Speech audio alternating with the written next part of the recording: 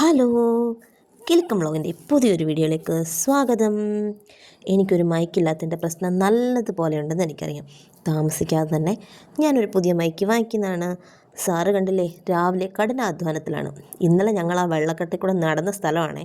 ഇത്തിരി വെള്ളം വലിഞ്ഞപ്പോൾ ചേട്ടൻ വൃത്തിയാക്കാൻ കയറി. ഇന്ന് രാവിലെ ഇത് ബ്രേക്ക്ഫാസ്റ്റ് അല്ല, കുക്കു വാവച്ചിക്കുന്ന അവിമോനുള്ള ചോറ് റെഡിയാക്കുക. കറി കുറവായിരുന്നു, ചിക്കൻ വറുത്തത് മാത്രമേ ഉള്ളൂ. ഇച്ചിരി നെയ്യ് ഒഴിച്ച് പാനിലേക്ക് ഇച്ചിരി കപ്പലണ്ടിയാണ് ഞാൻ ഇട്ടേക്കുന്നത് കേട്ടോ. കറിവേപ്പിലയിട്ട് കപ്പലണ്ടി. ഇതിന് വേണമെങ്കിൽ അണ്ടിപ്പരിപ്പ് ചേർക്കാം, പൊട്ടുകടല ചേർക്കാം, അങ്ങനെ എന്ത് വേണമെങ്കിലും നമുക്ക് ഇടാം. അതിൻ്റെ കൂടെ ഒരുപാട് കറി കഴിക്കുന്നില്ല. നമ്മുടെ കുഞ്ഞുങ്ങൾക്ക് നല്ല ഹെൽത്തി ആയിട്ടുള്ള ആഹാരം കൊടുക്കുന്നത് മാത്രം നമ്മൾ ശ്രദ്ധിച്ചാൽ മതി കേട്ടോ. എല്ലാ കുഞ്ഞുങ്ങളും ഒന്നും നല്ല രീതിയിൽ കറി കഴിക്കുന്നവരായിരിക്കത്തില്ലല്ലോ ചെറുപ്രായത്തിൽ. ഇങ്ങനെ ചെയ്തതിന് അതിലോട്ട് കുറച്ച് ചുവന്നുള്ളി ഇടുക. ചുവന്നുള്ളി തന്നെ വേണം കേട്ടോ, സവാള ഇട്ടാൽ പറ്റത്തില്ല. ചുവന്നുള്ളി കൂടി ഇട്ട് ശകല ഉപ്പും കൂടി ഇട്ട് നല്ല രീതിയിൽ നല്ല ചുമക്ക നല്ല മണം വരുന്ന രീതിയിൽ റോസ്റ്റ് ചെയ്തിട്ട് അതിലേക്ക് ഇച്ചിരി മുളക് പൊടിയും മഞ്ഞപ്പൊടിയും ഗരം മസാലയും കൂടി ഇട്ട് നമ്മൾ ഏത് ചോറാണോ, ഫ്രൈഡ് റൈസിൻ്റെ അരി വേണമെന്നൊന്നുമില്ല, ഇത് നല്ല നെല്ലുകുത്തരിയാണ് കേട്ടോ. അതിൻ്റെ കൂടെ ആ ചിക്കൻ വറുത്തത് കുറച്ചുള്ളതൊന്നുമില്ല, അതും കൂടെ പിച്ചി പറിച്ചിട്ട് അവരുടെ ലഞ്ച് പാക്ക് ചെയ്ത് അച്ഛനും മക്കളും കൂടെ പോകുന്ന സീനാണ് ഇപ്പോൾ ഈ കാണുന്നത്. കുക്കുനെ കളിയാക്കിക്കൊണ്ട് അച്ഛനും മോളും സകല സമയം അവളെ ഇങ്ങനെ ചൊറിഞ്ഞ് വഴക്കുണ്ടായിക്കൊണ്ടിരിക്കും അച്ഛനും മോനും. എന്നാലും അച്ഛനും മോളും ഒരൊറ്റ കെട്ടാണ്. ഞാനും നവീമോനുമാണ് കയ്യെന്നാണ് അവർ പറയുന്നത്. അതിലൊന്നും വലിയ കാര്യമില്ലെന്നേ. അച്ഛനും മക്കളും അമ്മയൊക്കെ ആകുമ്പോൾ അങ്ങനെ തട്ടി മുട്ടിയൊക്കെ ഇരിക്കത്തില്ലയോ.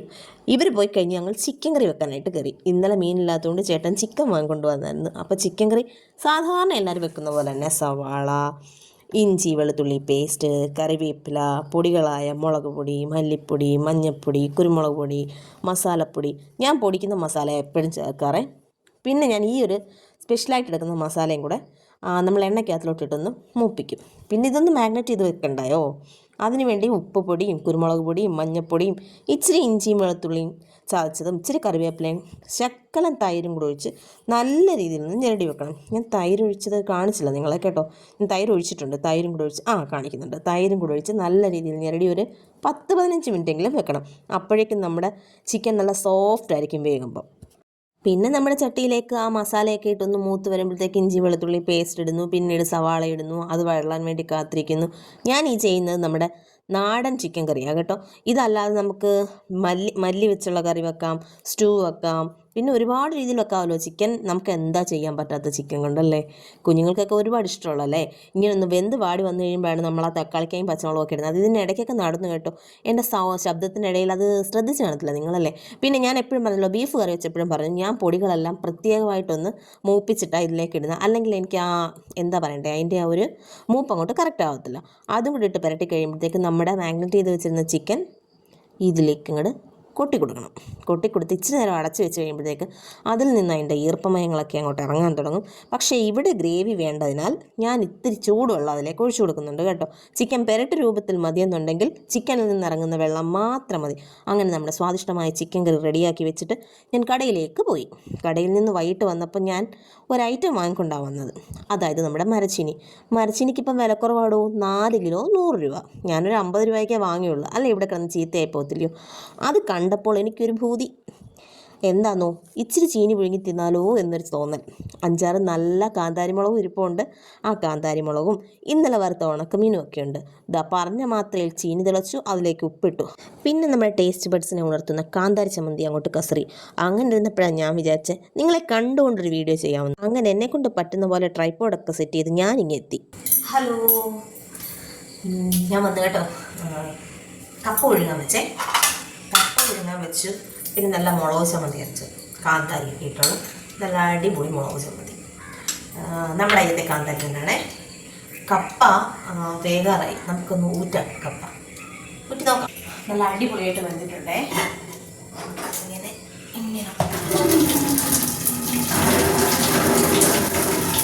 നല്ല അടിപൊളിയായിട്ടാണ് വന്നേക്കുന്നത്. പിന്നെ എന്തൊക്കെ വിശേഷങ്ങൾ. എനിക്കൊരു മൈക്കിൻ്റെ കുറവുണ്ട്, ഒരു മൈക്ക് വാങ്ങിക്കണം. പിന്നെ ഒരു ചേച്ചി പറഞ്ഞായിരുന്നു ഒരു ഫ്രൈ പാൻ വാങ്ങിക്കാം. ഞാൻ വാങ്ങിക്കാം. അതാണോ ചീന അടിപൊളിയായിട്ട് വന്നത്.